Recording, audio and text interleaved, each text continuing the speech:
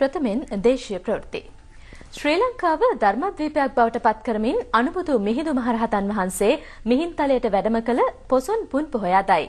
නව දේශීය ශිෂ්ටාචාරයකට ප්‍රභවය දුන් මහින්දාගමනය සිදු වූ පොසොන් පොහොය මෙරට බෞද්ධ මෙන්ම සෙසු ජනතාවගේද චින්තනය හා සංස්කෘතිය සමග බැඳී පවතී.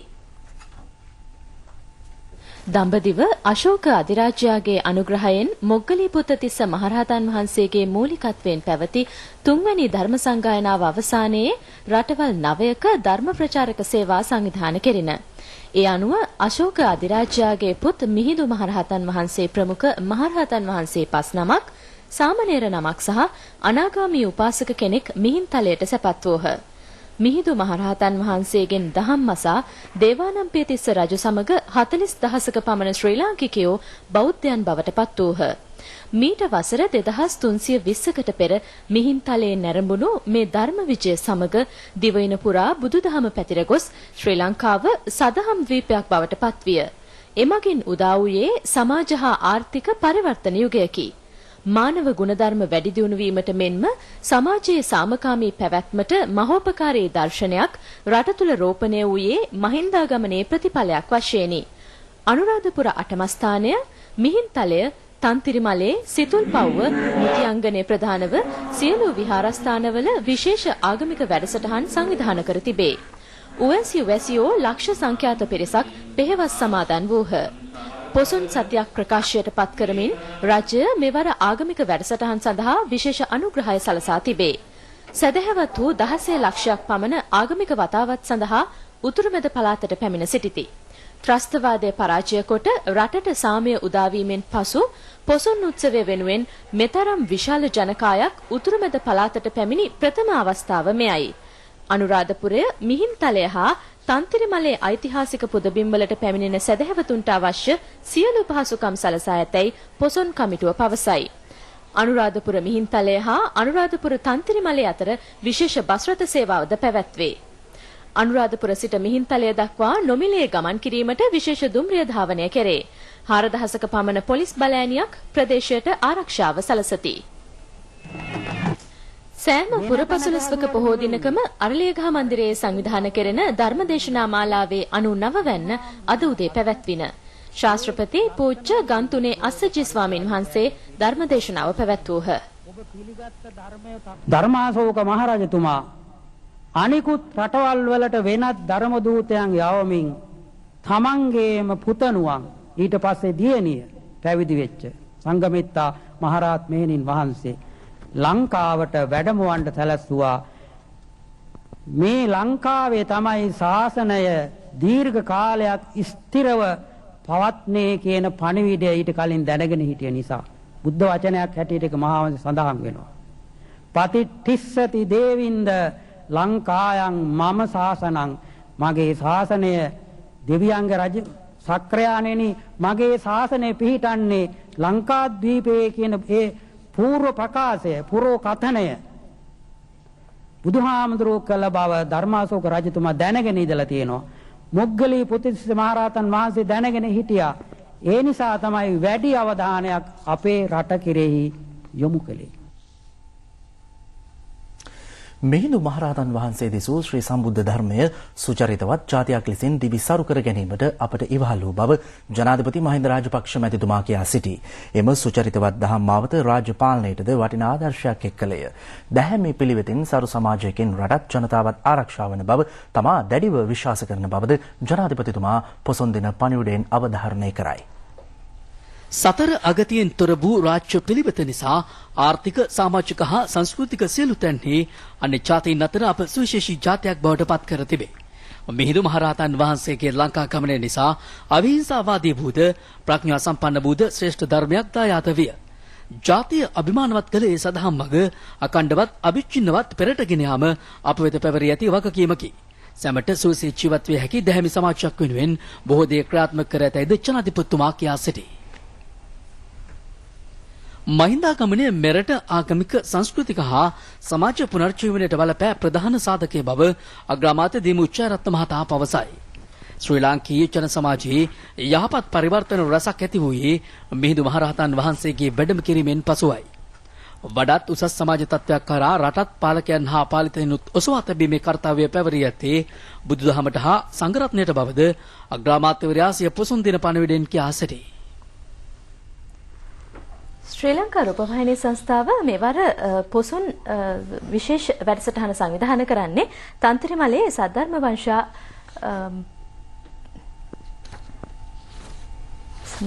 සමාවන්න තන්ත්‍රිමලේ රාජමහා විහාර පුදුබිමේ පැවැත්වෙන ජාතික රූපවාහිනී පොසොන් කලාපය සදහැවතුන්ගෙන් පිරී යයි. සද්ධර්ම වර්ෂා සංසුන් පොසොන් නමස්කාරය තේමාවෙන් එහි අද පැවති ආගමික සංස්කෘතික වැඩසටහන් ජාතික රූපවාහිනිය ඔස්සේ සජීව ලෙස විකාශය කෙරෙන.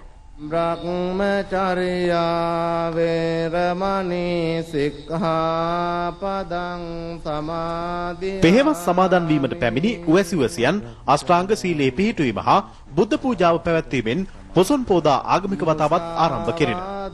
තන්ත්‍රිමලේ රාජමහා විහාරාධිපති උතුර නැගෙනහිර දෙපළාතේ ප්‍රධාන සංඝනායක පූජ්‍ය තන්ත්‍රිමලේ චන්දරතන ස්වාමින් වහන්සේ සහ විහාරවාසී පූජ්‍ය කරපික්කඩ සෝභිත ස්වාමින් වහන්සේ උදා ආගමික වතාවත් මෙහෙය වූහ. අද දහවල් බුද්ධ පූජාව සහ ආගමික වතාවත් මෙහෙමුන් ලැබුවේ කැබැල්ලෑවේ ධම්මකිත්ති ස්වාමින් වහන්සේ විසිනි. අනුරාධපුර බුද්ධ ජයන්ති විහාරාධිපති පූජ්‍ය නුගේතැන්නේ පඤ්ඤානන්ද ස්වාමින් වහන්සේ අද සවස ධර්ම දේශනාව පැවැත්වූහ. අස්කිරිගෙඩිගේ විහාරස්ථානයේ සිට වැඩම කරවන ලද ශ්‍රී සර්වඥ ධාතුන් වහන්සේ වැඳ පුදා ගැනීමට ඊයේ රාත්‍රී සිට තන්ත්‍රිමලේ පුදමින් වෙත දසදහස් සංඛ්‍යාත සදහැවත්තු පැමිණ සිටිති. පොසොන් ධර්ම සාකච්ඡාව අද තන්ත්‍රිමලේ විහාර පරිශ්‍රයේදී පැවැත්වින.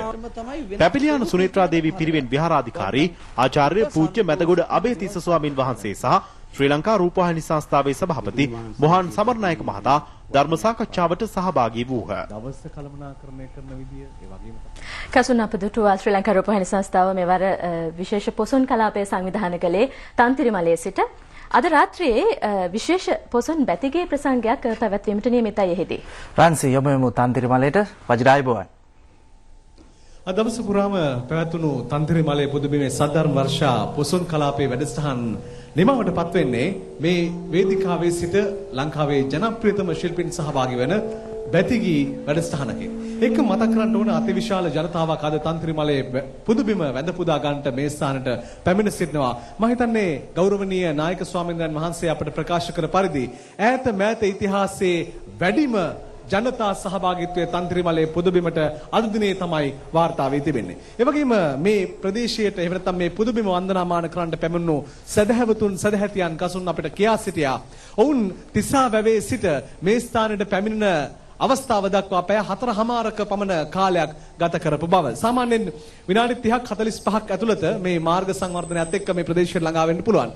නමුත් පැය 4:00ක කාලයක් ගෙවලා තමයි මේ ස්ථානයට කෙනෙකු ළඟා විය යුත්තේ. ඒ තරමට අතිවිශාල ජනතාවක් සද්දම් වර්ෂා පොසොන් කලාපයට පැමිණ තිබෙනවා. තන්ත්‍රිමලේ පුදුබිම වන්දනාමාන කරන්න පැමිණුණු හැමදෙනාම එක්ක අද දවස පුරාම අපේ විවිධ පින්කම් සංවිධානය කළා.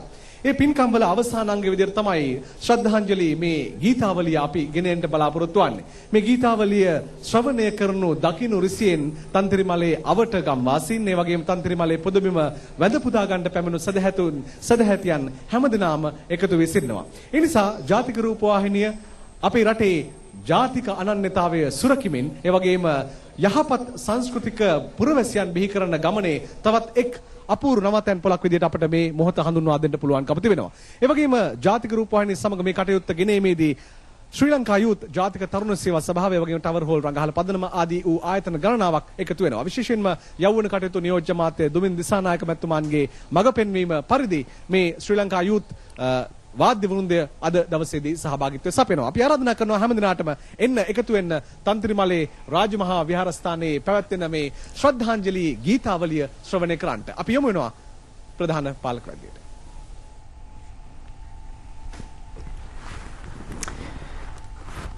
සුදේවජන ස්තුතියි. පොසොන් පුරපසළොස්වක පොහෝ දිනය සමරා විවිධ ප්‍රදේශවල පොසොන් කලාප හා සංස්කෘතික වැඩසටහන් රැසක් සංවිධානය කෙරේ. ජාතික පොසොන් කලාපය හෙට සිට 9 වෙනි දින දක්වා හක්මනදී පැවැත්වේ. පෙරහර සංස්කෘතික ප්‍රසංග රූකඩ සංදර්ශන බුදුගී දන්සල් ආදී අංග රැසක් පොසොන් කලාප වලට අයත්ය. හෙට සවස් 6ට මිහිඳු පෙරහර වීදි සංචාරය සමග හක්මන පොසොන් කලාපය ආරම්භේ. නියෝජ්‍ය අමාත්‍ය ලක්ෂ්මන් යාපා අබේවර්ධන ජනාධිපති අතිරේක ලේකම් සහ ජනාධිපති කාර්ය මණ්ඩල ප්‍රධානී ගාමිණී සෙනරත් යන මහත්තුරුන්ගේ ප්‍රධානත්වයෙන් වැඩසටහන් ක්‍රියාවට නැංවේ. ප්‍රාදේශීය සභා ප්‍රාදේශීය ලේකම් කාර්යාල සහ පොදු වෙළඳ සංගම් පොසොන් කලාපයේ සංවිධානය කරයි. මේ පිළිබඳව මාධ්‍ය දැනුවත් කිරීමේ හමුවක් කොළඹදී පසුගියදා පැවැත්වින. නියෝජ්‍ය අමාත්‍ය ලක්ෂ්මන් යාපා අබේවර්ධන මහතා ඇතුළු පිරිසක් ඊට සහභාගී වූහ. අම්පාර බුද්ධංගල ආරණ්‍යයේ අභිනව ධාතු මන්දිරය විවෘත කෙරේ. ආරක්ෂක ලේකම් ගෝඨාභය රාජපක්ෂ මහතා ප්‍රධාන ආරාධිතයා විය. නාවික හමුදාවේ බෞද්ධ සංගමේ ව්‍යාපෘතියට රුපියල් 35 ලක්ෂයක් වැය කළේය. නාවික හමුදාවේ ඉංජිනේරු වංශයේ ශ්‍රම දායකත්වයේද ලබාගෙන නැහැ. බුද්ධංගල ආරණ්‍ය සේනාසනාධිපති පූජ්‍ය කළුතර ධම්මානන්ද හිමියන්ගේ අනුශාසකත්වයෙන් පුණ්‍යෝත්සවයේ සංවිධානය කෙරිණ. මෙවර හම්බන්තොට දිස්ත්‍රික් පොසොන් කලාපය අද සිට ලබන 8 වෙනි දින දක්වා පැවැත්වේ. තාරුණ්‍යයට හෙටක් සංවිධානයේ සභාපති නාමල් රාජපක්ෂ මහතාගේ සංකල්පයකට අනුව සිව්වැනි වරට මෙය සංවිධානය කෙරිණ. හම්බන්තොට දිසාවේ පොසොන් කලාප 9කි. මුල්කිරිගල වලස්මුල්ල කටුවන වීරකැටිය බෙලියත්ත තංගල්ල අම්බලන්තොට ලුණුගම් මෙහෙර සූරියව වෙන ප්‍රදේශවල ඒවා සංවිධානය කෙරේ. තොරණ පහන්කෝඩු බොදුගී සහ දම්සල් රසක්ද මීට අයත්ය. කිරිඳිවැල නගරයේ කේන්ද්‍රීය සියනෑ පොසොන් කලාපය අද සිට ලබන 8 වෙනි දින දක්වා පැවැත්වේ. පොසොන් කෝඩු තරඟ බොදුගී සහ පෙරහැර වැනි අංශවලින් එය වර්ණවත් කෙරේ. පොසොන් කලාපය කිලෝමීටර් 8ක් දක්වා විහිදී ඇත. අමාත්‍ය බැසිල් රාජපක්ෂ මහතාගේ මඟ පෙන්වීමෙන් දොම්පේ ප්‍රාදේශීය සභාව මේ සංවිධානය කරයි. අනුබුදු මිහිඳු මහරහතන් වහන්සේගේ ලංකා ගමනේ සිහිපත් කරමින් දෙවයින පුරා සිද්ධාස්ථානවල විශේෂාගමික වතාවත් පැවැත්වේ. ඊට දසදහස් සංඛ්‍යාත සදහැවත්වෝ එක්ව සිටිති. මහනුවර ශ්‍රී දළදා මාලිගාවේ ආගමික වතාවත් සඳහා සදහැවත් වූ විශාල පිරිසක් පැමිණ සිටිති. දළදා මාලිග පරිශ්‍රයේ මල් දන්සල් ගණනාවක් පැවැත්වේ.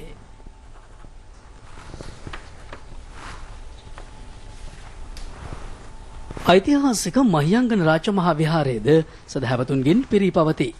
ශීල භාවනා සහ ධර්මදේශනා වැඩසටහන් රැසක් සංවිධානය කර තිබේ.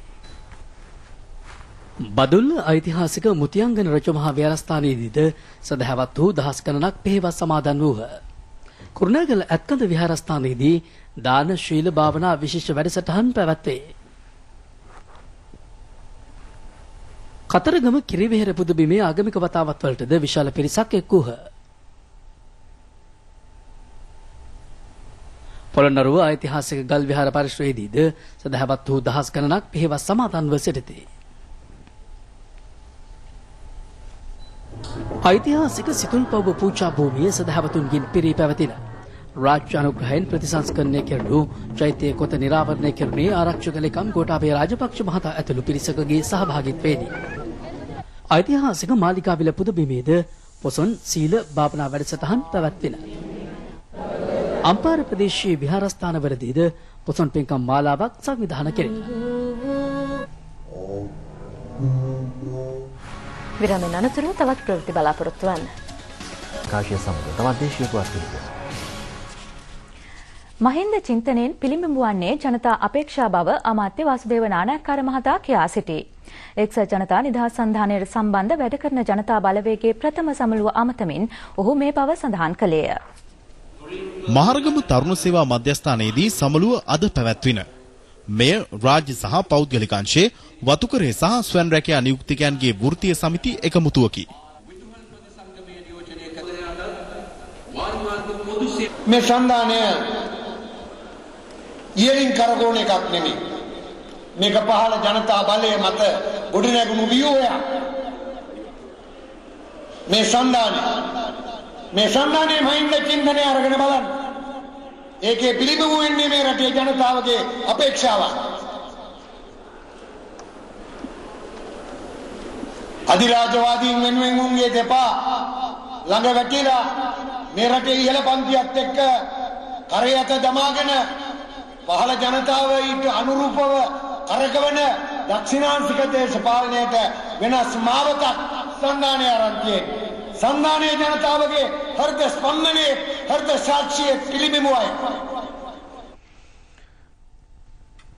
ශ්‍රී ලංකාවේ රෝහල්වලදී මරණයට පත්වන රෝගීන්ගෙන් 70%ක්ම මේ යන්නේ බෝ නොවන රෝග නිසා බව සෞඛ්‍ය අමාත්‍යාංශය පවසයි. දිනකට 1000ක පමණ පිරිසක් මෙරට රෝහල්වලදී මිය යති. බෝ නොවන රෝග ලෝපුරා බරපතල සෞඛ්‍ය ගැටලුවක් වී තිබේ. රෝහල්වලදී මේ යන බහුතරය හෘදයාබාධ, දියවැඩියාව, පිළිකා සහ ශ්වසන රෝගවලට ගොදුරු වූ වෙති. දුම්පානය, සෞඛ්‍ය සම්පන්න නොවන ආහාර භාවිතය, ශාරීරික ව්‍යායාම නොලැබීම සහ මත්පැන් භාවිතය බෝනවන රෝග ඉහළ යාමට හේතු වී තිබේ. එම රෝග වැළැක්වීම සහ පාලනය සම්බන්ධයෙන් විවිධ අංශවල සහාය ලබා ගැනීම සඳහා ශ්‍රී ලංකා පදනම් ආයතනයේ ඊයේ පැවති සාකච්ඡාවකදී මේ තොරතුරු හෙළි කෙරින. අමාත්‍යාංශ 11ක නිලධාරීහු සහ සිවිල් හා රාජ්‍ය නොවන සංවිධාන නියෝජිතයෝ ඊට එක් වූහ. සෞඛ්‍ය අමාත්‍යාංශයේ බෝනවන රෝගාංශය මෙය සංවිධානය කළේය. මෙරට භික්ෂුන් වහන්සේ අතුරින් 90%ක් පමණ දෙනා මේ වන විට දියවැඩියාවට ගොදුරු වී සිටිති. බහුතරයක් භික්ෂුන් වහන්සේ අපවත් වන්නේ හෘදයාබාධ වලිනි. ඊට ප්‍රධානතම හේතුව උන්වහන්සේට පිළිගන්වන දාණය බොහෝ විට සෞඛ්‍යයට අහිතකර වීමයි. අධික තෙල්, සීනි සහ ලුණු බහුල ආහාර පාන පිළිගැන්වීම නිසා අකමැත්තෙන් වද උන්වහන්සේට ඒවා වැළඳීමට සිදුවේ. මේ නිසා සංඝ රත්නය බෝනවන රෝගවලට ගොදුරු වීමේ ප්‍රවණතාව අධිකය. විවිධාංශවල සහායෙන් මේ රෝග පාලනයට විධිමත් පියවර ගන්නයි අමාත්‍ය මෛත්‍රීපාල සිරිසේන මහතා සෞඛ්‍ය අමාත්‍යාංශයේ අදාළ බලධාරීන්ට උපදෙස් දී තිබේ.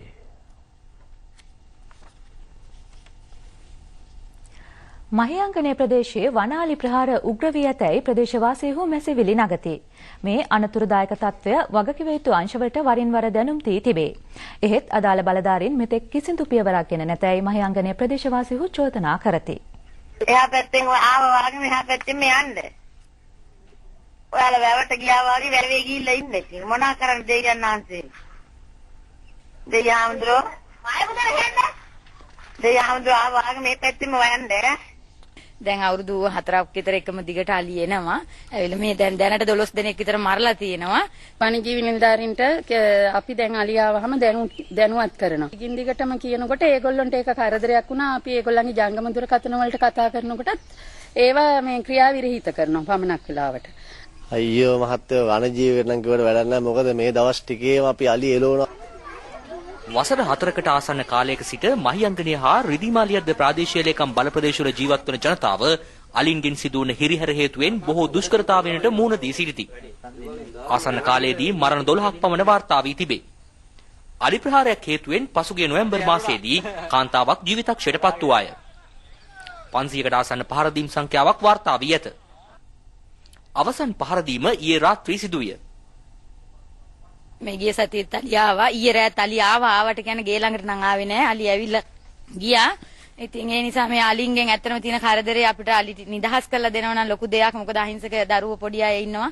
මගේ මිදුලෙන් මේ බිත්ති අයිනෙන් තමයි අලි යන්නේ. පසුගිය වසරේ නොවැම්බර් මාසයේදී වනජීවි අමාත්‍ය එස්.එම්. චන්ද්‍රසේන මහතා මහියංගනයට පැමිණ අලි ප්‍රශ්නය පිළිබඳව ජනතාව සමග සාකච්ඡා කළේය. එහෙත් මහියංගනයේ ජනතාව පවසන්නේ අමාත්‍යවරයා ඉදිරියේ එකඟ වූ විසඳුම් ක්‍රියාත්මක කිරීමට වනජීවි නිලධාරීන් ක්‍රියා නොකරන බවයි. අනික අලිවෙඩි දෙන්න ඉල්ලුවාම අලිවෙඩි 2යි 3යි කියනවා කොළඹින් ආවේ නැහැ කියනවා. ඉතින් අර ගමේ මිනිස්සුන් රතින් කඩවල වල දැන් සතියකට 3 මුලස් යනවා ඒක 100කට 200කට යනවා. අලිරංචුවේ එක් අලියෙකු පසුගිය 29 වෙනිදා රාත්‍රියේ අල්ලා යාල ජාතික වනෝද්‍යානයට මුදා හැරිය බව රන්දෙනිගල අඩවිභාර වනසත්ව අඩවි ආරක්ෂක නිලධාරී ජයන්ත් සෙනවිරත්න මහතා පවසයි. තවත් අලි 10ක් පමණ ඉන්නවා. අපි සංවිධානය කළා තවත් වැඩසටහනක් සංවිධානය කරලා තියෙනවා හෙට. එනම් ජූනි 10 වෙනිදා ඉඳලා දින 14ක කාලයක් තුල මෙම ප්‍රදේශයේ තරිසරණ වනාලි සියල්ලම එකතු කරලා රන්දෙනිකල අඩවියේ විවිධ ස්ථානවල ස්ථානගත වල ඉන්න තිලම නිලධාරීන් කැඳවලා උන් සමග අලි ඔක්කොම එකවර මෙහෙයුමක් හැටියට කරලා මාදුරුවේ ජාතික උද්‍යානයට පළවා හරින්න කටයුතු සූදානම් කරලා තියෙනවා. දැන් පුවත් ගොනුව විශේෂාංගය. ජනාධිපතිතුමා ඇතුළු සමස්ත ජනතාවට සෙත්පතා ගම්පොළ අම්බුලුවාව ජෛව විවිධත්ව සංකීර්ණයේදී ආගමික වැඩසටහන් රැසක් සංවිධානය කෙරේ. අග්‍රාමාත්‍ය කාර්යාලය සහ බුද්ධ ශාසන අමාත්‍යාංශයේ මූලිකත්වයෙන් අද පැවති පින්කම් මාලාවට අග්‍රාමාත්‍ය දීමු ජයරත්න මහතා දෙක්විය. භික්ෂුන් වහන්සේ 100ක් නමක් විශේෂ දහවල් දානය පූජා කෙරිනවා.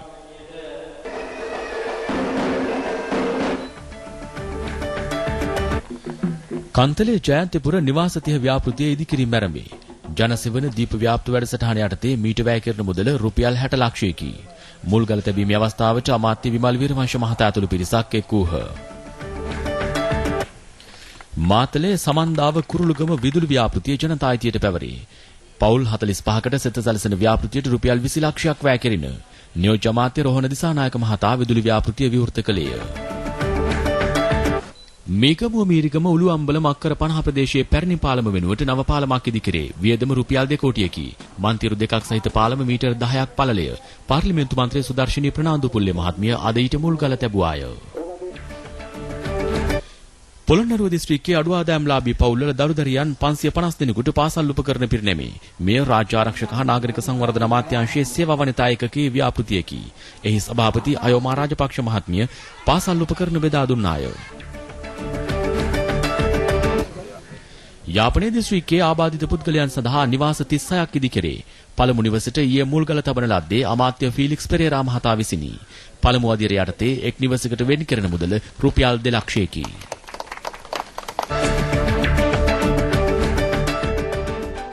ලස්සන හක්මන පොසොන් කලාපය අද අවසන් කෙරේ. නාවික හමුදා බැතිකී සහ ටවර් හෝල් ගේ ප්‍රසංග ඇතුළු සංස්කෘතික වැඩසටහන් රසක් මීට අයත්ය. දසදහස් සංඛ්‍යාත පිරිසක් පසුගිය 5 වෙනි දින ආරම්භ වූ ලස්සන හක්මන ජාතික පොසොන් කලාපය නැරඹූහ. දිවයිනේ ජනප්‍රිය ගායක ගායිකාවන් රසක් සහභාගී වූ බොදු ගී ප්‍රසංගය ඊයේ රාත්‍රී පැවැත්වින.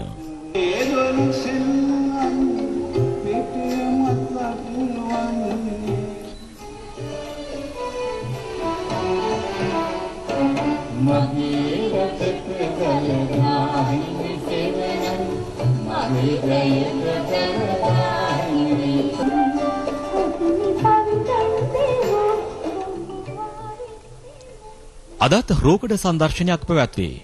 පොලිස් ස්ථාන සහ පාසල් දොරදරියන් විසින් නිර්මාණය කෙරුණු පහන් කුඩු රැසක් මෙහිදී ප්‍රදර්ශනය කෙරේ. හක්මනවට ජනතාවට ශ්‍රවණය කළ හැකි FM 96.1 ඔස්සේ විශේෂ ගුවන්විදුලි විකාශයද උදේ 7 සිට රාත්‍රී 10 දක්වා ක්‍රියාත්මකයි. දන්සලක්ද විවෘත කර තිබේ. ජනාධිපතිතුමාට රටට සහ ජනතාවට සෙත්පතා සත්පත්ති න්‍යාගය අද රාත්‍රී 10ට ආරම්භ කෙරේ. නියෝජ්‍ය අමාත්‍ය ලක්ෂ්මන් යාපාබේවර්ධන මහතා ඇතුළු පිරිසක්ද ඊයේ රාත්‍රී පොසොන් කලාපය නැරඹූහ.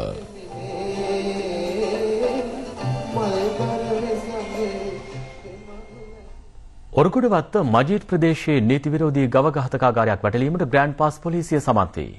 ප්‍රදේශවාසීන්ගෙන් ලැබුණු තොරතුරකට අනුව හැම ස්ථානය වටලන විටත් පිරිසක් සතුන් ඝාතනය කරමින් සිටි බව පොලිසිය පවසයි.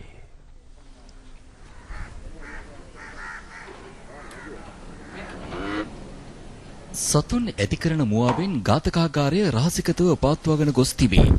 ගවයින් එළුවන් වැනි සතුන් රැසක් කොටු කර සිටිනු දක්නට ලැබින. අධික ජනාකීර්ණ ප්‍රදේශයක ජනතාව මේ ඝාතකාගාරය හේතුවෙන් සෞඛ්‍ය ප්‍රශ්න රැසකට මුහුණ දුන්හ. ඝාතකාගාරයේ අපද්‍රව්‍ය හා දි รา පත් නොවන කොටස්වල දුර්ගන්ධය ප්‍රදේශය පුරා පැතිර තිබේ. ග්‍රෑන්ඩ් පාස් පොලිසිය ස්ථානාධිපති ප්‍රධාන පොලිස් පරීක්ෂක DBH කලනසිරි මහතා ඇතුළු නිලධාරීහු පිරිසක් වැටලීමට සහභාගී වූහ. අත්අඩංගුවට ගනු ලැබූ සැකකරුවන් සිව් දෙනා හෙට මාලිගාකන්ද අධිකරණයට ඉදිරිපත් කරන බව පොලිසිය පවසයි.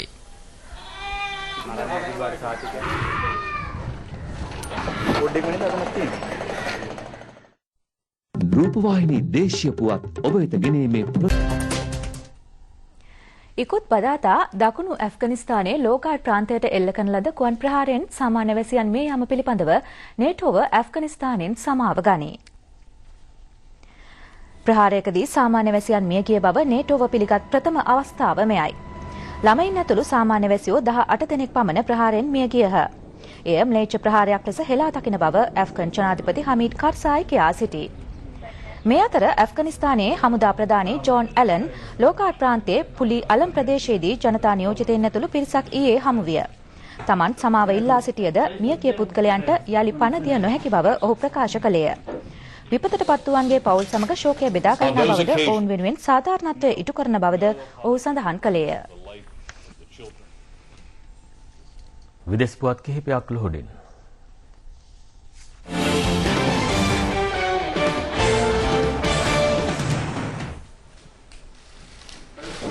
රජයට එරෙහි උද්ඝෝෂකයන්ට නඩු පවරා විශාල වශයෙන් දඩ නියම කිරීමට රුසියාව තීරණය කරයි. මේ තීරණයට එරෙහිවද උද්ඝෝෂණ සංවිධානය කරනු ඇතැයි මානව හිමිකම් ක්‍රියාකාරීහු පවසති.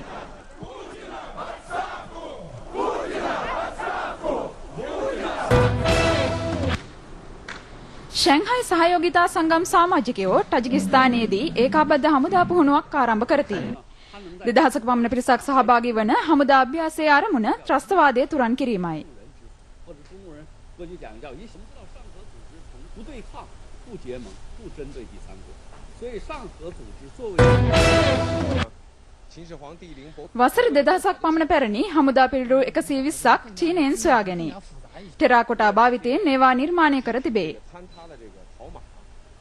හමුදා පිළිරු චීනයේ ශින් රජ සමයට අයත් බව පුරාවිද්‍යාඥයෝ පවසති. 大家可以看呢，有一些这个修复区的这个堆起来陶片都非常。හොලිවුඩ් චිත්‍රපටයක් වන Rock of Ages ලබන 25 වෙනි දින ලොස් ඇන්ජලිස් නුවරදී එළිදැක්වේ. Tom Cruise, Catherine Zeta Jones එහි ප්‍රධාන චරිත නිරූපණය කරති. We're gonna shut them down. Our whole existence is rocking.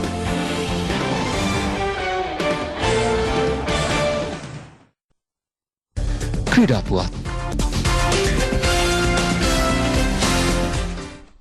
ශ්‍රී ලංකාව හා පාකිස්තානය අතර පැවැත්වෙන දෙවැනි එක්දින තරගයේ මුලින්ම පන්දුවට පහර දුන් ශ්‍රී ලංකා කණ්ඩායම ලකුණු 280ක් රැස් කළා.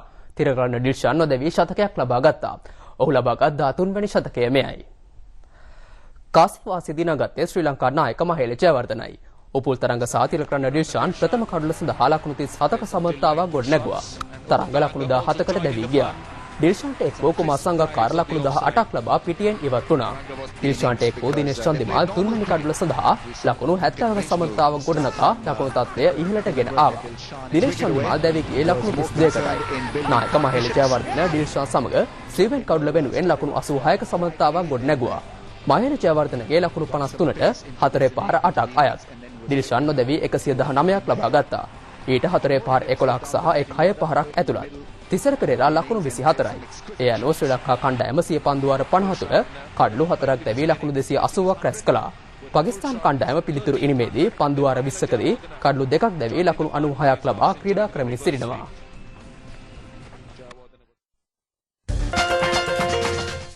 එළමන සතියේ කාලගුණ වාර්තාව ගෙන එන්නේ ටශාන්ති සිරිවර්ධනයි.